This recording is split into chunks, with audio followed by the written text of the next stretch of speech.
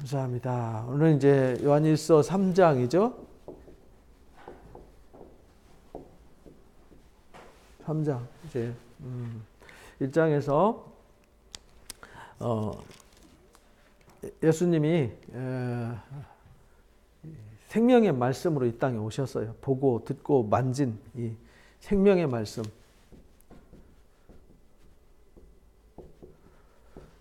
그가 이제 요한복음하고 똑같아요. 그죠? 생명의 말씀, 빛으로 오셨어요. 그래서 우리가 사귀는 목적, 우리가 부르심을 받고 우리가 예배하고 우리가 모이고 우리가 말씀을 나누는 목적은 이 그리스도와 함께 사귐이 있게 하려고 하는 거잖아요. 사귐, 코이노니아가 있게 하려고 한다. 사귐이란 말은 참여하는 것이다 라고 이제 우리 앞에서 배웠어요. 참여하는 거다. 그 다음에 교제하는 것이다. 사귀는 것이다. 이렇게 이제 배웠어요. 그래서 우리가 빛과 사귀면은 당연히 빛에는 어둠이 전혀 없으시니까 우리가 이제 빛이 돼야 된다.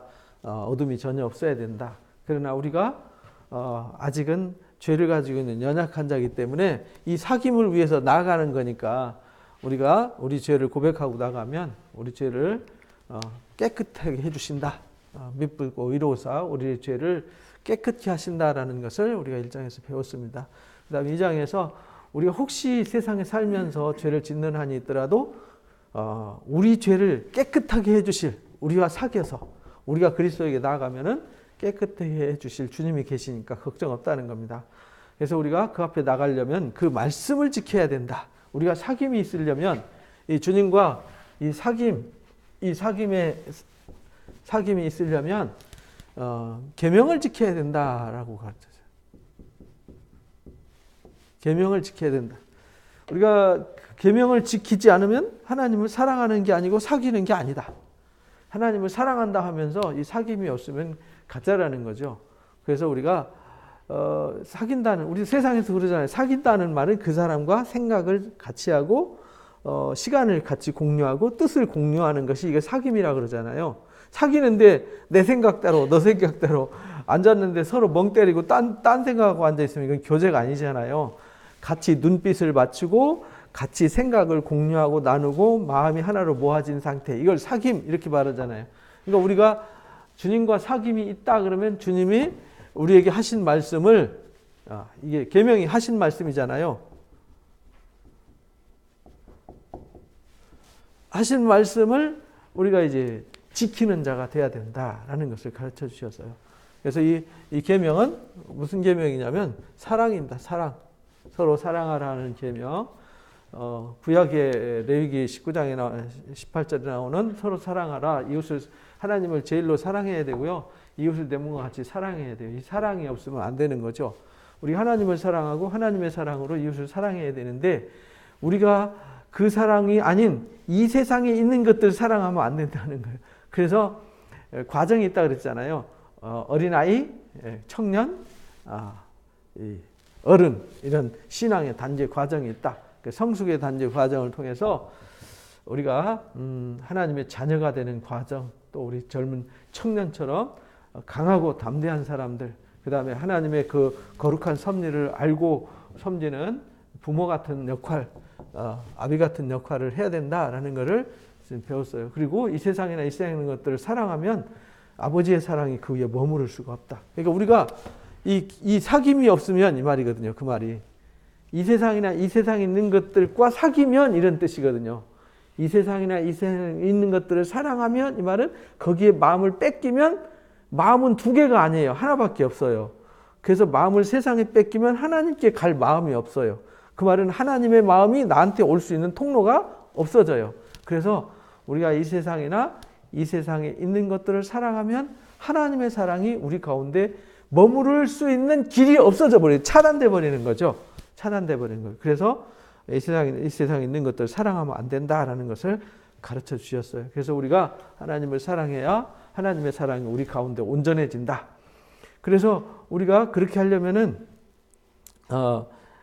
우리가 하나님의 자녀됨을 잊어버리지 말아야 된다. 근데 하나님의 자녀됨이 곧 어떻게 이루어졌냐면 예수님이 육체를 입고 이 땅에 오셔서 우리를 위해서 대속 죽어주심으로 우리가 하나님의 자녀가 되었고 죄사함을 받아서 사귐이 이루어졌고 우리가 빛 가운데 나아갈 수 있는 길이 열렸는데 예수님이 육체로 오신 것을 이것을 부정하면 이게 적그리스도다. 이거 이제 지난주에 편 나눴어요. 적그리스도에 대한 이 정의가요 명확해야 돼요. 적그리스도가 무엇인지를 잘 모르면 우리가 말씀을 이렇게 이해하고 받아들이는 수준이 약간씩 차이가 있을 수는 있어요. 누구는 이렇게 받고 누구는 저렇게 받고 우리가 고린도전서 공부한 것처럼 우상의 제물에 관한 것도 처음에 아기 때 있잖아요.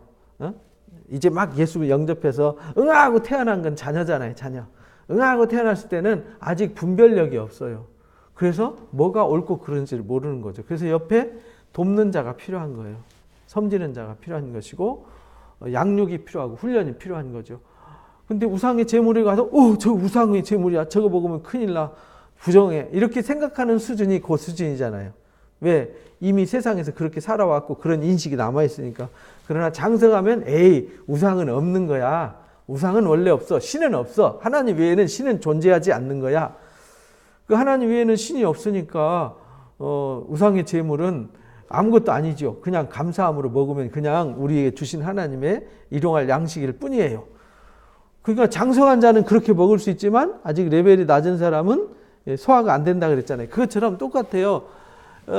신앙하면서 약간 견해가 틀릴 수 있고 이해하는 수준이 다를 수 있지만 이건 근본이잖아. 이건 근본이란 말이에요. 이 근본이 흔들려 버리면 기독교 자체가 존재하지 않는 거예요. 그래서 이 근본이 흔들리는 것은 아주 사도 바울도 그렇고 사도 요한도 그렇고 막 예수님도 그렇고 막 성경의 모든 사람들이 다 그거는 절대 안 돼라고 아주 단호하게. 왜? 이게 없으면은 구원이라는 게 죄사함이라는 게 없는 거고 구원이라는 게 없고 하나님께 나아갈 수 있는 방법도 없고 하나님의 자녀가 될 수 있는 방법도 없고 죄의 문제도 해결 안 되고 사망의 문제도 해결 안 되니까 이건 근본적인 거란 말이에요. 그래서 이걸 강력하게 요구한 거예요. 적그리스도다. 그리스도를 대적하는 자다.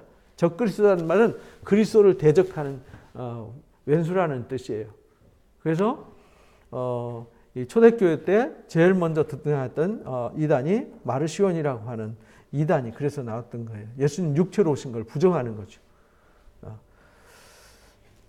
영으로 예수님이 임하셨다고 막 이렇게 주장하고 또 예수님이 또 영적으로 재림했다고 이제 뻥을 치는 이 여호와증인이라든지 신천지라든지 이런 사람들이 그래서 적그리스도가 되는 거예요. 그래서 이건 안 된다라는 걸 가르쳐 줬어요. 그리고 이제 오늘 3장에 이제 우리한테 강조합니다. 보라, 하나님께서 어떠한 사랑, 아버지가 하나님이잖아요. 어떠한 사랑을 우리에게 베푸사 하나님의 자녀라 일컬음을 받게 하셨는가. 우리는요, 이 말을 뒤집어 놓으면 하나님이 너무나도 큰 사랑을 쏟아서 우리가 하나님의 자녀가 되었다. 그걸 우리가 잊어버리면 되겠냐. 그런 말이죠. 우리가 하나님께서 놀랍도록 사랑을 주셨으니까 우리는 그 사랑을 잊어버리면 안 돼요. 이 사랑을 잃어버리면 이게 이제 사랑이잖아요. 이거 육체로 오셔서 오실 수 없는 분이 오신 거잖아요. 이 육체로 오신다는 이 자체가 이 종으로 온 거잖아요. 이게 가장 낮아져서 오신 거잖아요. 영광을 다 내려놓으시고. 그러니까 얼마나 놀라운 사랑을 우리에게 주셨는가. 우리가 그러하다. 이 말은 우리가 하나님의 사랑을 너무나도 형용할 수 없는 놀라운 사랑을 받아서 그 사랑으로 말미암아서 우리가 하나님 자녀가 됐다. 우리가 잘나서 똑똑해서 기도 많이 해서 봉사 많이 해서 많이 섬겨서 아니에요. 하나님의 전적인 은혜로. 그러니까 우리가 하나님의 나라 가는 건요, 전적인 하나님의 은혜로 가는 거지 공로로 하나님 나라 가는 거 아니에요. 공로로 가면 중세기 천주교 타락 종교 개혁전으로 돌아가는 거죠. 그때는 공로를 쌓기 위해서 막 면죄부 팔고 이랬잖아요. 그때 공로의 신앙으로 돌아가 버리면 안 되는 거예요. 우리는 하나님 나라는 전적인 하나님의 은혜로만 갈 수 있어요. 오직 하나님의 은혜만 우리를 하나님 앞에 세울 수 있어요. 그러니까 이게 이 육체로 오신 이게 하나님의 은혜란 말이에요. 하나님의 은혜. 도저히 용납할 수 없고 도저히 감당할 수 없는 그거를 우리한테 주신 거예요. 그냥 이유 없이 조건 없이 그냥 쏟아 부어 주신 거예요. 이게 은혜예요. 그러니까 우리가 하나님 나라 가는 것도 우리가 뭘 이루어 가지고 실력이 있어서 가는 것이 아니에요. 그러니까 우리는 은혜를 받자. 우리가 히브리서에서 배웠잖아요. 은혜를 받자. 그러니까 힘써 은혜를 받자. 이 말은 이 하나님의 은혜를 깨닫고 내 힘이 아니구나. 하나님의 은혜로 되는 거구나. 내가 하나님의 자녀 되는 것도 하나님의 전적인 은혜로 되는구나. 이걸 깨닫는 사람이 은혜자예요. 이걸 깨닫는 사람이 하나님의 자녀고. 그러면은 하나님 은혜로 가면 난 아무것도 안 해도 되겠네. 이 말이 아니라 우리는 그 은혜를 받아들이는 사람이 하나님의 전적인 은혜를 깨닫고 그 은혜를 받아들이는 사람이 하나님 나라에 이른다는 거예요. 그러므로 세상 사람들이 우리를 알지 못하는 이유는 하나님을 알지 못, 이 은혜를 알지 못해서 그런다는 거예요. 이 하나님의 은혜를 모르니까 우리가 하나님의 자녀가 어떻게 되었고 우리가 신분이 어떻게 변화되어서 하나님 나라를 상속하는 자가 되었는지 또 하나님의 사랑을 얼마나 크게 받은 자인지를 눈 감은 세상 사람들은 모르잖아요. 그래서 그들을 알지 못하는 거다. 사랑하는 자들아, 우리가 지금은 하나님의 자녀인데 아직은 우리가 하나님의 자녀이지만 장래에 어떻게 될지는 아직 나타나지 않았어요. 그죠? 그렇잖아요. 지금 우리가 예수 믿는 사람이나 안 믿는 사람이나 사는 모습이나 형태는 똑같잖아요. 누가 봐도 별 차이가 없어요. 그죠? 똑같이 직장 다니고 똑같이 밥 먹고 똑같이 자고 똑같이 피곤하고 수고하는데 똑같아 보이지만 주님이 나타나시면 그가 하나님이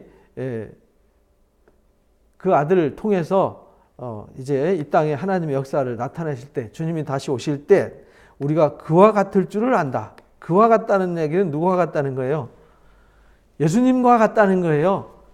예수님과 같다. 이게 그러니까 우리가 이 은혜가 이 육체로 오셔서 이 사랑을 받아서 이 사랑을 계명을 받는 자가 하나님의 자녀가 되는 거잖아요. 이 자녀됨이 예수님과 똑같다는 거예요. 예수님과 같다. 이거 말이 돼요? 하나님의 나라를 예수님의 상속자잖아요. 아들이시니까, 맏아들이시니까. 근데 우리도 예수님처럼 그 나라를 상속하는 상속자가 된다. 이게 로마서 8장 얘기잖아요. 그러니까 우리는 이 놀라운 하나님의 자녀의 영광. 그래서 천사들이 우리를 부러워한다 그랬잖아요. 베드로전서 1장에서 우리가 배웠잖아요. 천사들도 부러워해요. 왜냐하면 아니 저 속만 썩이는 저 인간들 어쩌다 하나님의 자녀가 돼가지고 하나님의 은혜를 입어가지고 우리도 범접할 수 없는 저 자리에 갈 수 있나? 그 천사들이 부러워하는. 천사들이 볼 때는 웃기는 거죠, 그죠? 맨날 속만 썩이고 말썽만 부리는 우리를 하나님이 값없이 은혜를 베푸셔서 자녀가 되게 하신다. 그러니까 어떻게 우리를 사랑하셨는지 이 사랑을 깨닫는 게, 그러니까 그 사랑을 깨닫고 나면 우리가 이 사랑을 자랑하고 선전하고 살 수밖에 없는 거죠. 그래서 우리 그 사랑을 자랑하고 선전하는 거를 우리는 이제 전도 이렇게 말하는데, 그 사랑 은혜는 싹 빼버리고 전도만 남아버리면 이게 스트레스가 되고요, 피곤함이 되는 거예요. 그래서 그와 같이 같을 줄을 아는 것은 그의 참모습을 그대로 볼 것이기 때문이다. 예수님의 참모습을 그대로 보고 우리도 예수님의 참모습으로 호련히 순식간에 변화돼서 그리스도와 우리가 하나가 되는 거예요. 그래서 우리가 이제 열왕기상 9장 공부할 때 공부한 것 같은데, 하나님의 나라가 요한계시록이 21장에 새 예루살렘 하늘에서 내려오잖아요. 그 새 예루살렘이 신부가 신랑을 위해서 단장한 것 같더라 이랬잖아요. 그 모습이 이제 우리가 주님 앞에 서는 모습이란 말이죠. 세마포로 단장한 모습. 그것처럼 이제 우리가 온전하게 변화돼서 그리스도 형상으로 가요. 그래서 하나님 나라에 가면 거기에는요 성전도 없어요. 거기는 햇빛도 달빛도 별빛도 필요 없잖아요. 왜냐하면 하나님 자체가 영광의 빛이시기 때문에 거기는 아무 빛도 필요 없어요. 세상에 어떤 지식도 철학도 수고도 노력도 아무것도 필요가 없는 거죠. 모든 것이 다 있는 완벽한 완전한 하나님의 나라죠. 부족한 것이 일도 없는 완전한 하나님의 나라를 우리가 초대받은 겁니다. 그러니까 이 사랑 우리가 얼마나 크게 받았는지 이거 잊지 말라는 거예요. 그래서 주를 향하여 이 소망을 가진 자마다, 그래서 우리가 주님을 향해서 이 소망이 어떤 소망이냐면 하나님의 온전한 형상을 입으신 예수님이 완전한 모습으로 오실 때 우리도 그와 같을 줄 알고 그와 같은 자리에 서게 된다는 이 놀라운 소망을 가졌으면은 우리가 그 소망을 빼앗기지 말아야 되잖아요. 그 소망은 어떻게 빼앗기냐면 더러워지면 뺏기는 거예요. 그래서 우리가 이렇게 예배하고 말씀을 묵상하고 나누고 하는 이 이유는요, 다른 거 아니에요. 그거 하나예요. 그의 깨끗하심과 같이 우리를 뭐하게 하려고요? 깨끗하게 하는데 목적이 있는 거예요. 우리를 조금씩 다듬어가고 깨끗해져 가야지 더러워져 가면 안 되잖아요. 그래서 그의 깨끗하심과 같이 자기를 깨끗하게 한다. 그래서 이 소망을, 이 은혜를 입고 예수님이 오셔서 우리가 자녀되는 이 영광에 참여해 주셨다는 이 놀라운 사실을 깨달은 사람은요, 죄악된 길로 갈 수가 없어요. 불의한 길로 갈 수가 없어요. 왜? 거기는 사망의 길이잖아요. 거기는 절망과 저주의 길이잖아요. 그렇잖아요. 우리가 새 옷을 깨끗하게 입혀줬는데 더러운 구더기, 똥냄새 나는 오물덩을 구덩이로 누가 내려가겠어요? 안 가지. 근데 내가 새 옷을 입은 건지 더러운 옷을 입었는지도 모르는 사람은 여기 있으나 차이를 모르잖아요. 그걸 분별력이 없다 이렇게 말하는 거예요. 그래서 우리가 영적인 분별력이 필요한 거예요. 그래서 이런 소망을 가진 자마다 깨끗하게 해요. 그런데 소망이 없는 사람은 깨끗하게 안 한다 이런 뜻이에요. 깨끗하게 하려면 사귐이 있어야 된다. 그리스도와 함께. 그래서 그리스도가 빛인 것처럼 생명의 말씀, 생명의 빛인 것처럼 우리도 생명의 빛에 이르러야 된다. 이것을 가르치는 거예요. 그러나 죄를 짓는 자마다 불법을 행하는 거다. 죄를 짓는 자는 불법인데 제일 큰 죄가 뭐냐면요. 예수님이 육체로 오신 것을 뭐 하는 죄? 부정하는 죄. 그래서 마태복음 12장에 그렇게 말해요. 예수님에 대해서 욕하고 하나님에 대해서 욕하고 뭐 형제들끼리 싸우고 이런 거는 용서가 된대요. 근데 성령의 역사를 부정하고 거부하는 것은 금생과 내생, 지금 이 세상과 장차오는 하나님의 나라에서 영원히 사함이 없다. 그게 뭐냐, 이거란 말이에요, 이거. 근본적인 것을, 기독교의 근본을 흔들면 안 되는 거예요. 그렇잖아요. 십자가와 부활이 없으면 기독교는 아무것도 아니잖아요. 주일날 말씀 들은 내용이 이 근본을 공부한 거잖아요. 근본. 우리가 받은 복음이 뭐냐. 이 근본을 모르면은 진짜 아무것도 아닌 거예요. 괜히 이 세상 수고와 고생만 하다가 지옥 가는 거죠. 그 무슨 태어나는 의미가 있겠어요? 그래서 죄라는, 여기서 말하는 죄는 도덕적인 죄, 윤리적인 죄를 말하는 게 아니에요. 왜냐하면 우리는 이 땅 살아가면서요, 도덕적인 죄와 윤리적인 죄는요, 지을 수밖에 없어요. 왜? 우리가 육신을 입고 있기 때문에. 그러나 우리가 깨끗해지려고 노력하기 때문에 그 역시 사랑으로 용납하고 서로, 그래서 서로 사랑하라는 말은 사랑할 수 없는 일이 많이 생긴다는 뜻이에요. 우리가 이 땅 살아갈 때 사랑할 수 없는 일들이 많이 있기 때문에 사랑하라. 사랑하라는 말은 용납하라, 용서해라, 비판하지 마라, 판단하지 마라, 정죄하지 마라, 먼저 대접해라, 먼저 섬겨라. 이 말은 누군가 섬김이 필요한 사람이 있다는 얘기잖아요. 누군가 대접을 필요로 하는 사람이 있다는 뜻이잖아요. 그죠? 긍휼히 여기라는 말은 누군가 긍휼히 여김을 받을 사람이 있는 거잖아요. 그런데 그게 나만 그런 게 아니라 긍휼히 여기는 자가 뭘 입어요? 긍휼히 여김을 받아요. 사랑하는 자가 사랑을 받아요. 섬기는 자가 섬김을 받아요.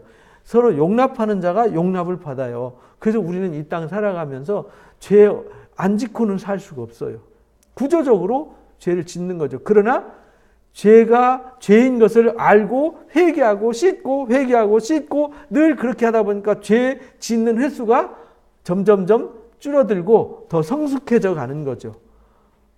완전한 자는 없어요. 완전한 자는 없습니다. 언제 완전해지냐? 일곱째 나팔 불려지는 순간, 호련히 순식간에 변화될 때, 그때는 죄하고 아무 상관없는 거죠. 왜? 이 땅에서 생각해 보세요. 아무리 흰 옷을 입혀줘도요, 탄광 속에서 살면요, 하얗게 살 수가 없어요. 그렇잖아요. 막 옆에 사람들하고 부대끼다 보면 뭐 여기에 뭐 시커먼 껌정도 묻고 뭐 부딪히면 얼굴에 껌정도 묻고 먼지도 뒤집어 쓰고 하는 거죠. 근데 그거 안 씻고 계속 살면은 나중에 시커먼 사람과 똑같이 시커머지는 거죠. 그래서 어떻게 해야 돼요? 정기적으로 옷을 빨아 입어야 되는 거죠. 그래서 계시록 22장에 그 두루마기를 빨아 입는 자는 뭐가 복이 있어요? 하나님의 나라에 성에 들어갈 권세를 얻는 복이 있는 사람이 돼요. 두루마기를 빨아 입는 자가 복이 있어요. 우리가 매일 빠는 거죠. 그래서 죄는 불법이에요. 근데 여기서 말하는 죄의 불법은요, 근본을 흔드는 거예요.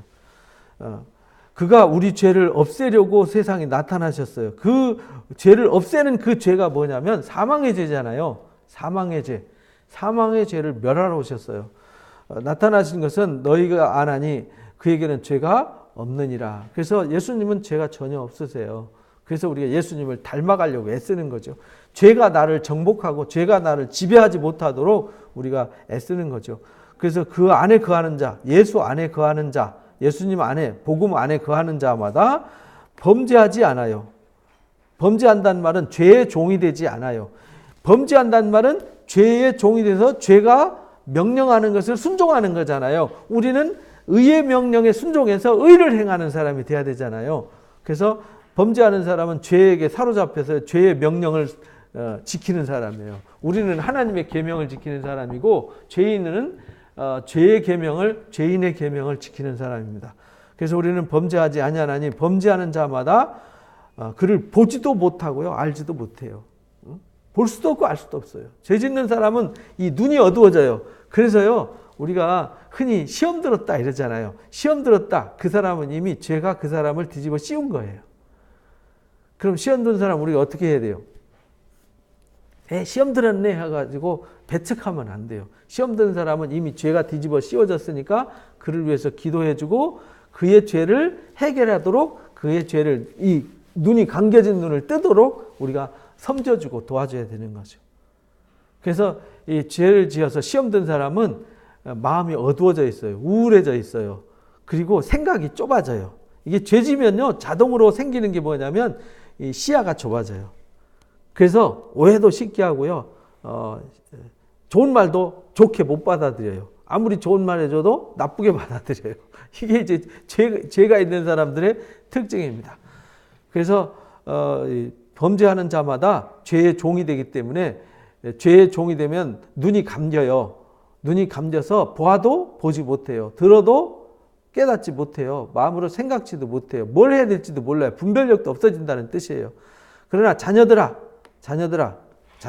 이 말은 그리스도와 사귐이 있고 그리스도 안에 있는 자들아, 너희를 아무도 미혹하지 못하게 하라. 그래서 우리가요, 아무도 우리를 미혹하지 못하도록 우리를 지켜야 돼요. 그렇게 하려면 어떻게 해야 되냐면 우리가 그리스도 안에 있어야 돼요. 근데 그리스도 안에 있으려면 혼자 있으면 안 돼요. 그래서 함께 해야 되는 거예요. 그래서 교회가 뭐냐면 공동체잖아요. 공동체. 이스라엘 백성들을 출애굽해가지고 성막 중심의 공동체를 세웠고, 이제 성전 중심의 공동체, 회당 중심의 공동체, 지금은 이제 교회라고는 에클레시아라고 하는 공동체를 만들어 주셨잖아요. 공동체를 주신 이유는요, 서로 격려하고 서로 위로하고 서로 붙들어주고 서로 도와주라고. 왜냐하면 주님 나라 갈 때까지 우리는 함께 손잡고 함께 하나님의 나라를 향해서 나가는 사람들이기 때문에 그래요. 그래서 미혹하지 못하게 하라. 의를 행하는 자는 그의 의로우심과 같이 의롭게 되는 거다. 그래서 우리가 미혹받지 않고요, 범죄하는 자는 죄의 종이 돼서 죄에 순종하지만 우리는 의를 쫓아서 의를 행하는 사람, 의에 순종하는 사람이 되면요, 우리도 예수님의 의로우신 것처럼 우리도 의로워지게 되는 거죠. 그렇게 한 번에 왕창 되진 않지만 조금씩 마치 이 식물 자라듯이, 콩나물 자라듯이 이렇게 자라는 거죠. 그래서 조금 안 됐다고 해서 실망할 거 없어요. 중요한 건요, 꾸준하게 자라는 거예요. 콩나물 물 주면 쫙 빠지잖아요. 근데 물이 빠지고 나면 아무것도 없는 것 같지만 콩나물이 자라잖아요. 그리고요, 우리가 여러분 콩 있잖아요, 콩. 이 콩도요, 너무 이제 온실 안에 있으면 안 돼요. 콩나물 시루에 있으면 콩나물은 그냥 콩나물 대가리 하나밖에 안 나와요. 그죠? 콩나물 뿌리 하나로 끝. 콩나물 시루에 있으면 그걸로 끝이에요. 그러나 밭에 심긴 콩은 어때요? 똑같은 콩 하나인데 밭에 심긴 콩은요, 뿌리를 내리고 비바람을 맞으면서 성장을 해서 많은 열매를 맺잖아요.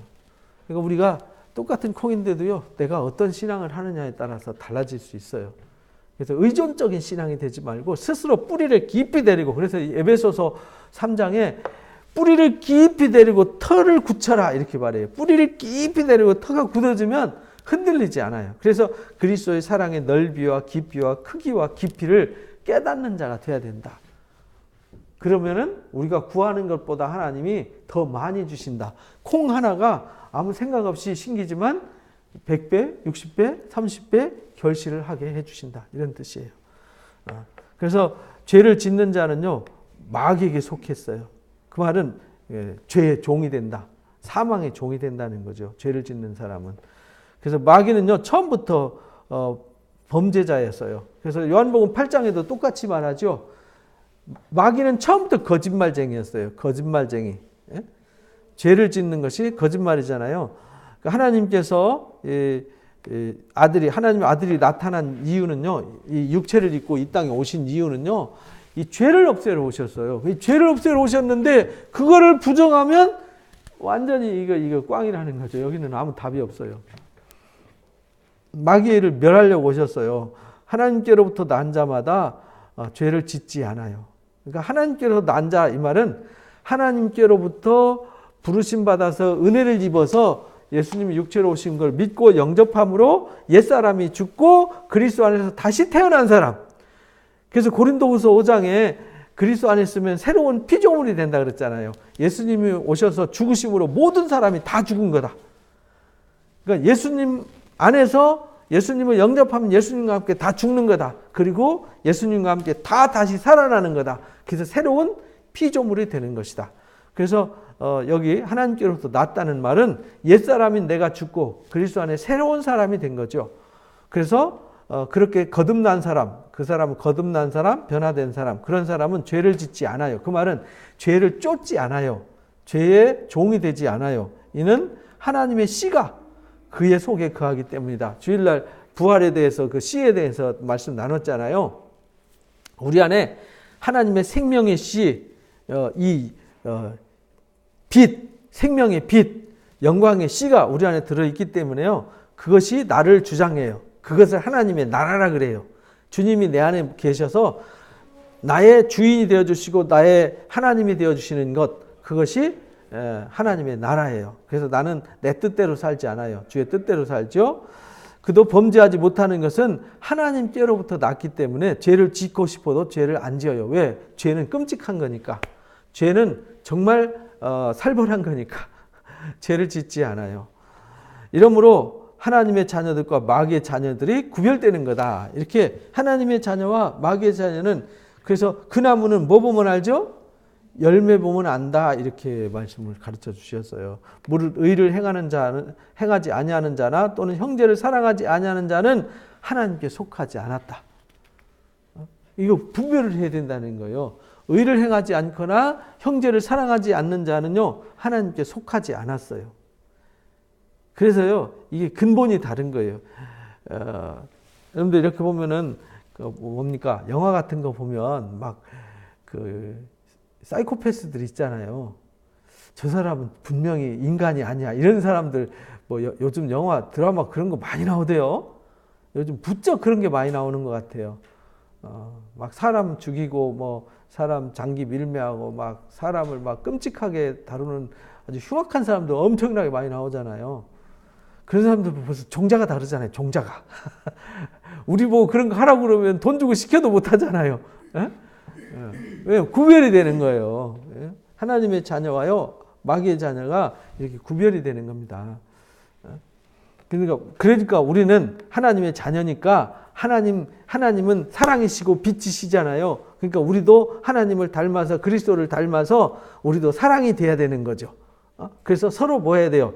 사랑해야 돼요. 이것이 처음부터 들은 소식이에요. 이건요, 우리가 하나님의 사랑, 이게 육체를 입고 이 땅 오신 게 사랑이잖아요. 이게 사랑으로 오신 거란 말이에요. 그러니까 우리도 자기의 권리, 내가 획득하고 있는 혜택을 내려놓고 이 땅에 낮은 곳으로 가는 거, 이게 사랑이잖아요. 그래서 우리나라의 선교사님들이 오실 때 자기 혜택, 이미 다 자기 백그라운드, 자기가 누릴 수 있는 영광 다 내려놓고 이 척박한 땅에 와가지고 자기 자식이 병들어 죽어가는 상황에 처하더라도 그거 마다하지 않고 자기 삶을 희생하면서 온 거 아니에요. 그러니까 우리는요, 그 사랑을 입은 거죠. 그 사랑 때문에. 2000년 전부터 그 사랑이 지구를 돌아서 여기까지 온 거잖아요. 그래서 우리는 처음부터 들은 소식. 그래서 초기 교회 때 전도가 잘 되었던 이유는요, 하나였어요. 이거 하나였어요. 사랑. 무슨 예배를 얼마만큼 했냐, 기도를 많이 했냐, 봉사를 얼마 했냐, 이런 게 아니라 그냥 사랑했어요. 조건 없이 가족과 이웃을 그냥 사랑했어요. 이유 없어요. 끝까지 포기하지 않고 그냥 사랑하는 거예요. 위에서 축복하고 기도해주고 격려하고 끝까지 함께하는 거죠. 그래서 사람들이 의아했어요. 왜? 고대시대에는요, 노예 같은 사람들은 사람이 아니었잖아요. 물건이었단 말이에요. 막 전염병, 패스트병으로 막 죽어갈 때, 막 전쟁에 또 기근으로 죽어갈 때 사람들이 다 버리고 떠나도요, 가족들도 다 버리고 떠나잖아요. 근데 그리스도인들이 그 사람들을 위해서, 그 한 생명을 위해서 자기가 병 걸려서 죽을 수 있어요. 그런데도 그 사람들을 위해서 지극정성으로 사랑을 쏟고 그 사람들을 섬겨줬어요. 그 사람들 궁금하잖아요. 내 가족도 나를 버렸고, 나라도 나를 버렸고, 주변 사람들도 다 나를 버리고, 세상 사회도 나를 다 버렸는데 왜 당신은 나를 안 버리고, 당신이 나보다 더 처참하게 죽을 수도 있는데 왜 이렇게 합니까? 그러니까 한마디밖에 안 했어요. 다른 거 아무 말도 안 했어요. 저도 그런 사랑을 받았기 때문입니다. 주님이 저한테 그렇게 하셨습니다. 그 사람들이 내가 그렇게 사랑을 입었습니다. 그러니까 누구한테 그런 사랑을 입었습니까? 예수께서 저를 이렇게 사랑하셨습니다. 그럼 예수가 누굽니까? 할 때 예수님이 이렇게 우리를 구원하려고 오셨습니다. 그분은 하늘 영광 내려놓으시고 저주의 십자가에 매달리면서까지 나의 죄를 위해서 십자가에 매달려 죽으셨고 나를 위해서 3일 만에 다시 살아나셔서 영생의 소망을 우리에게 주셨습니다. 그러니 나는 사랑에 빚진 자입니다. 내 몸이 죽더라도 나는 이 사랑을 빚을 갚아야 됩니다. 라는 삶을 살았어요. 그러니까 그 감동을 받은 사람이 그럼 저도 예수 믿을 수 있나요? 라는 것을 물었어요. 아멘! 믿으면 누구든지 하나님의 자녀가 됩니다. 그래서 그 사람들이 거기서 세례받고요. 예수 믿고 이렇게 물밑으로요. 막 소외되고 버려지고 고통받는 이들이 다 예수를 믿게 된 거예요. 그 로마 제국이 313년에 밀라노에서 콘스탄티누스 황제가 종교자유칙령 발표했을 때 이제 수면으로 올라왔는데요. 놀랍도록 로마 군사들 10분의 1 이상이 다 예수를 믿고 있었다는 거예요. 이미. 콘스탄티누스 황제 어머니도 이미 예수를 믿고 있었잖아요. 그래서 가인같이 하지 말라는 거예요. 가인같이. 가인은요, 마음에 시기와 악독이 있었어요. 씨가 다른 거죠. 가인의 씨가 있고요, 아벨의 씨가 있어요. 우리는 가인의 씨가 아니에요. 아벨의 씨잖아요. 예수 그리스도의 씨란 말이에요. 예수의 씨. 가인같이 하지 말라. 그는 악한 자에게 속해가지고요, 아우를 죽였어요. 이는 어떤 년이냐? 자기 행위는 악하고 자기 동생의 행위는 의롭기 때문이다. 그래서 이게요, 악한 씨는요, 시기와 질투가 있어요. 그러나 그리스도 안에서는 시기와 질투가 없어요. 형제들아, 세상이 너를 미워해도 이상히 여기지 말라는 겁니다. 우리는 형제를 사랑할 때, 우리가 형제를 사랑할 때 어디서 어디로 옮겨져요? 사망에서 생명으로 옮겨져요. 예수님이 우리를 사랑함으로 우리가 사망에서 생명으로 옮겨졌잖아요. 우리가 형제를 사랑할 때 나도 사망에서 생명으로 옮겨지지만 내가 사랑하는 그 사람도 사망에서 어디로 옮겨져요? 생명으로 옮겨지는, 우리는 이 엄청난 일을 하는 거예요. 죽어가는 사람을 살리는 119 구조대입니다. 우리는 사망에서 생명으로 들어간 줄을 알거니와 사랑하지 아니하는 자는 사망에 아직 머물러 있는 거다. 사랑하지 못하는 이유는요, 하나님이 우리를 어떻게 사랑하셨는지 1절의 말씀대로 하나님 우리를 어떻게 사랑하셨는지 그 사랑을 알지 못하기 때문이다 이랬잖아요. 세상 사람들 우리를 모르는 이유는 그 사랑을 모르기 때문이다. 여기서 똑같이 말하잖아요. 사망에 머물러 있기 때문에 그들은 사랑할 수 없는 거예요. 그럼 우리는 사랑할 수 있는 것은 우리는 사망에 머물러 있지 않고 그리스도 안에 그리스도의 사랑을 받아들였기 때문에 그렇습니다. 그 형제를 미워하는 자는요, 살인하는 자다 이렇게 말해요. 결국은 들어있는 게 나온다 그랬잖아요. 들어있는 게 나온다. 그 마음에 쌓은 것에서 다 나오는 거예요. 그래서 형제를 미워하는 자마다 살인하는 자다. 살인하는 자마다 영생이 그 속에, 생명이 그 속에 없다는 거예요. 너희가 잘 알지 않느냐. 그가 생각해봐라. 예수님이 우리를 위해서 목숨을 버리셨기 때문에 우리가 이로써 사랑을 안 거 아니냐. 그러니까 예수님이 육체로 오시고 십자가를 지심으로 우리가 그 사랑을 배우고 알게 된 거. 아, 사랑이 조건 없이 이유 없이 예수님이 무슨 조건 걸고 십자가 지신 거 아니잖아요. 이유 없이 누구든지 나를 믿으면, 누구든지 예수 그리스도를 믿으면 하나님의 자녀가 되는 권세가 주어지고 죄사함을 받고 하나님 나라를 상속하는 상속권이 저절로 주어지는 거죠. 이건요, 그 사람이 공로를 얼마나 쌓았냐 안 쌓았냐, 얼마나 잘생겼냐 못생겼냐, 뭐 힘이 있냐 없냐, 그건 아무 상관없다는 거잖아요. 그래서 예수님의 십자가 사랑이 결국 우리가 사랑을 배우는 근거가 되었어요. 우리도 그래서 형제를 위해서 목숨을 버리는 것이 뭐하다고요? 마땅하다. 형제를 위해서 목숨을 버린다는 말은 형제를 위해서 죽어라 이 말이 아니고요. 우리가 예수님이 그런 사랑을 쏟듯이 우리가 날마다 죽는 사랑. 그래서 사도 바울이 고린도전서 15장에 나는 날마다 죽는다고 고백했잖아요. 날마다 죽어야 돼요. 목숨을 버려야 돼요. 왜?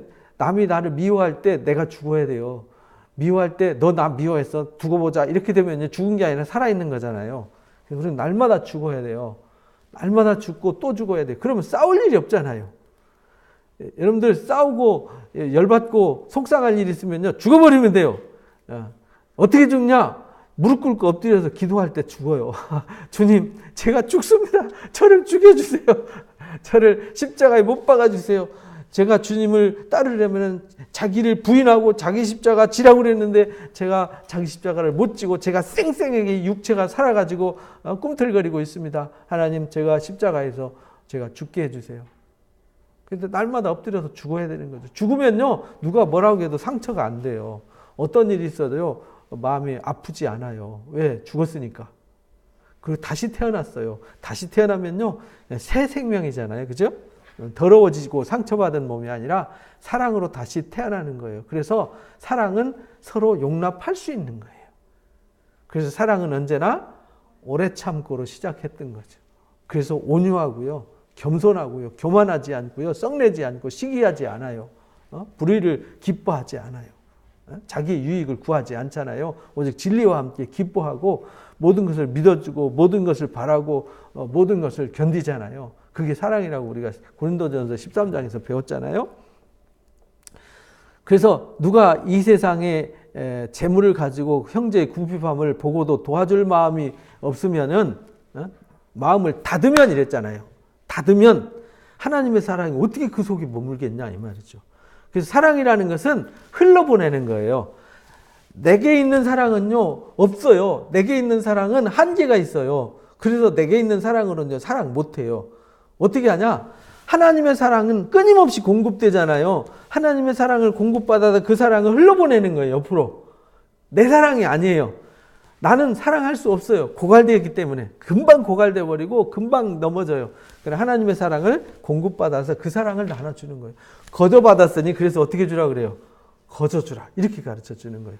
거저받았고 주님이 그렇게 사랑하셨으니까 우리도 사랑하는 건 당연한 거죠. 그래서 내게 있는 것도요. 내게 있는 재물조차도, 내게 있는 시간조차도, 내게 있는 에너지조차도 내가 형제를 위해서 누군가 고난당하고 누가 위기에 처했으면요. 그를 위해서 도와줄 마음을 닫아버리면 안 되는 거죠. 누가 아파서. 그래서 예수님이 누가 내 이웃입니까? 라고 물을 때 누가복음 10장에 여리고로 내려가다가 강도 만난 사람의 이웃에 대해서 예수님이 가르쳐 주셨잖아요. 레위인과 제사장들은 모른 체하고 지나갔는데 사마리아 사람들이 부정하게 여기는 그 사람이 그 사람을 자기 그 기름을 꺼내가지고 치료를 해주잖아요. 자기 소중한 것을 투자해가지고 그 고통받는 이웃을 닦아주고 치료해주고 여관까지 데려다가 치료비까지 대주고 모자라면 나중에 내가 올 때 갚을 테니까 이 사람 책임지고 치료해달라고 부탁하고 가잖아요. 이게 강도 만난 사람의 이웃이잖아요. 우리도 그렇게 해야 된다라는 것을 가르쳐 주신 거예요. 그래서 우리가 나의 유효한 작은 것을 같이 나누는 거죠. 그래서 저는 계속 신앙생활을 하면서 작지만 늘 나눔의 마음을 쏟아서, 왜냐하면 이거 주님 명령이잖아요. 이거는 왜? 나는 아무것도 가지고 온 게 없는데 하나님이 주셨으니까 지금 내가 누리는 것조차도 다 하나님 주신 거잖아요. 그러니까 그것을 조금씩 나누는 삶을 살아야죠. 그래서 우리 교회도 이제 헤세드 선교회, 헤세드가 이제 하나님의 자비, 사랑이잖아요. 그 사랑을 나누기 위해서 헤세드 선교회를 만들어서 지금도 우리가 가진 거 없지만 부족하지만 개척 교회지만 그래도 십시일반 조금씩 모아가지고 우리가 선한 일에 쓰게 되는 거죠.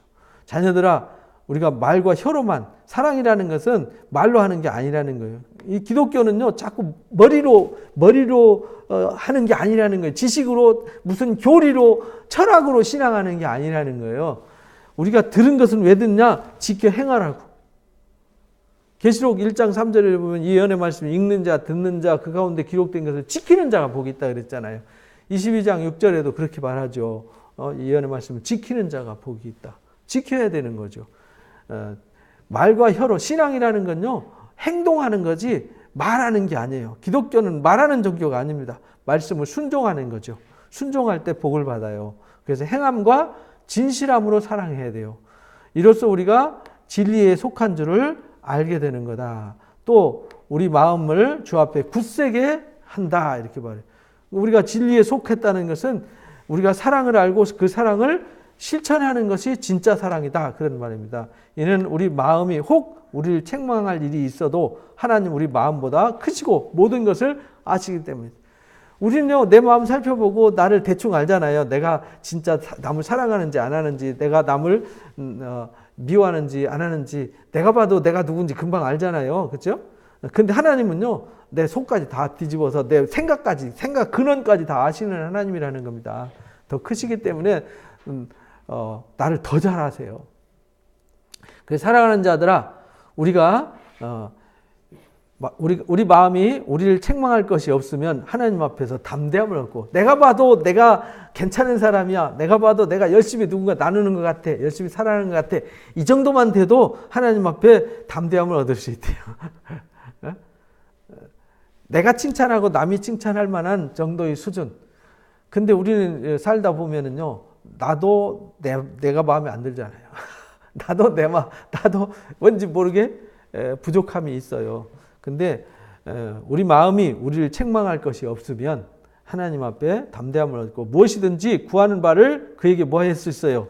받을 수 있어요. 그러니까 우리가 기도는요, 이 잠언 말씀처럼 잠언 30장에 보면 나오잖아요. 거머리처럼, 거머리가 다오다오만 한다잖아요. 그러니까 나는 아무것도 안 하고 다오다오만 하면 안 된다는 거예요. 신앙이. 내 것을 흘러보내고 나누고 사랑을 실천하면서 하나님, 제가 이렇게 하나님 나라와 의를 위해서 제가 이렇게 이 사람을 돕고 제가 이런 일을 하려고 그러는데 제가 이렇게 필요합니다. 이걸 도와주십시오. 함께 해주십시오. 이렇게 기도해야 하나님 들어주신다는 거예요. 그렇잖아요. 내 욕심만 채우기 위해서 잔뜩 주면 내가 병들잖아요. 부패하잖아요. 내가 병들고 부패하면 내 이웃과 주변 사람들이 다 병들고 다 죽어 나를 인해서 생명을 얻는 게 아니라 저주받잖아요. 그럼 하나님 나를 저주의 길로 밀어넣으실 분은 아니시잖아요. 그래서 무엇을 구하든지 다 받게 하신다. 이는 우리가 그의 계명을 지키고 그 앞에서 기뻐하는 것을 행하기 때문이다. 그래서 우리는요, 주님이 기뻐하는 일을 열심히 하면 돼요. 열심히 하면서 기도하면은 하나님 다 들어주신다. 그의 계명은 이거다. 다른 게 아니라는 거예요. 곧 그 아들 예수 그리스도의 이름을 뭐하고요? 믿고 그가 우리에게 주신 계명대로 뭐하는 것? 서로 사랑하는 거다. 주님이 우리를 사랑하듯이 그 사랑으로 사랑을 흘러보내서 서로 흘러보내라는 거예요. 너만이 아니라 서로라고. 그래서 이제 에베소서 5장에 보면 부부가 사랑을 할 때 그게 교회의 모습이라고 가르쳐 줬잖아요. 이게 교회야. 교회가 뭐냐면 부부가 사랑하는 게 그게 교회예요. 그 말은 가정에서부터 하나님의 사랑이 가장 먼저 실현된다는 거죠. 왜냐하면 세상에서 가장 가까운 사람이 부부잖아요. 부부보다 가까운 사람 있나요? 부부보다 가까운 사람이 있으면 그거 잘못된 거죠. 그래서 아내는 남편을 사랑하되 교회가 주님을 섬기듯이 사랑을 해라. 복종해라. 이렇게 가르치고, 또 남편은 주님이 교회를 위해서 목숨 내놓듯이 아내를 위해서 목숨 내놔라. 내가 지금 교회에 대해서 얘기하는 거다. 바울은 그렇게 얘기하잖아요. 물로 씻어 깨끗하게 한다. 그 서로 사랑할 때 물로 씻어서 뭐 할 수 있어요? 깨끗해질 수 있어요. 그러니까 우리가요, 거룩한 삶은 어디서 오냐? 서로 사랑할 때 깨끗함이 이루어지는 거예요. 거룩함이 이루어지는 거죠. 그게 의를 행하는 거예요. 그 서로 사랑할 때 아픔과 위기에 처했는데 사랑하는데 못 본 척 하겠어요? 가서 적극적으로 다가가서 강도 만난 이웃 섬기듯이, 누가복음 10장 말씀처럼 강도 만난 이웃을 섬기듯이 섬기게 되는 거죠. 그렇게 사랑하는 것이 이게 계명이다. 이 계명을 지키는 자가 주님을 사랑하는 자다. 2장에서 우리가 배웠던 말씀이에요. 2장. 우리가 계명을 지키는 이유는 주님을 사랑하기 때문이다. 주님을 사랑한다고 말하면서 이 계명을 안 지키면 주님 사랑하는 게 아니다. 그 말은 우리가 그 사랑을 받아서 깨닫고 그 사랑으로 서로 아름답게 사랑을 일궈가고 사랑의 공동체를 세워갈 때 그게 진짜 주님을 사랑하는 거다. 이렇게 가르쳐 주셨어요. 그 계명을 지키는 자는 주 안에 거한다고 말할 수 있다. 이렇게 말해요. 그러니까 내가 주 안에 있는지 밖에 있는지는요, 금방 알 수 있어요. 밖으로 배회하는 신앙은 주 안에 있는 게 아니에요. 주 안에 있으면요, 힘들어도 어려워도요, 주 안에 있어야 돼요. 왜? 그래야 위로받고, 그래야 깨끗함을 받잖아요. 온전해질 수 있잖아요. 그래서 그 계명을 지키는 자는 주 안에 거하고 주는 그 안에 거하신다. 우리가 그 계명을 지켜서 주님 안에 거할 때 주님도 우리 안에 거한다는 거예요. 이게 신비거든요. 이 신비를 깨달아야 되는데 이 신비를 잃어버리고요, 자꾸 세상으로 가면은 세상은 거기에 사랑이 없어요. 그래서 2장에 이 세상이나 이 세상에 있는 것들 사랑하지 마라. 이 말은 마음을 거기다 뺏기지 마라. 거기에 있으면은 하나님의 사랑을 받을 수 없다. 왜? 단절돼 버렸으니까. 그래서 주님이 우리가 서로 사랑하고 그 계명을 지킬 때 그리스도 안에 거하는 거고, 그리스도 안에 거할 때 하나님의 사랑도 우리 안에 거하는 거다. 그래서 우리에게 주신 성령으로 말미암아 이랬어요. 우리에게 주신, 그렇게 할 때 우리에게 성령을 부어주시는 거예요. 그 성령으로 말미암아 그가 우리 안에 거하시는 줄을 우리가 깨닫게 되는 거다. 그래서 우리 마음에 감사가 나오고요, 찬송이 나오는 거예요. 왜? 안에 성령이 이미 머무르고 있기 때문에. 그래서 이 사랑을 3장에서 가르쳐 주셨습니다. 그래서 이제 4장에서는 이 사랑의 깊이를 확실하게 이제 정의를 내려주죠. 4장에서 결론을 내려주는 겁니다. 그래서 오늘 하나님 우리 정말 놀랍도록 사랑을 주셔서 우리가 하나님의 자녀가 되었구나. 그러니까 우리가 죄의 종이 되지 말고 죄를 행하는 자가 아니라 의를 쫓아서 의를 행하는 자, 우리가 말로만 사랑하지 말고 행동하는 사랑으로 우리가 서로 사랑해야 우리가 주님 안에 거하고 주님도 우리 안에 거하는 거구나. 이 놀라운 진리를 깨달아서 우리는 열심히 사랑하면서 사시기를, 그래서 열심히 주의 사랑이 우리 안에 머무르고 그 사랑으로 말미암아서 풍성해지시기를 주님의 이름으로 축복합니다. 기도하고 마치겠습니다. 감사합니다. 감사합니다. 너무나도 놀라운 사랑 우리에게 부어주셔서 감사하고 또 감사합니다. 이 사랑 우리가 빼앗기지 않게 해주시고 잃어버리지 않게 하여 주옵소서.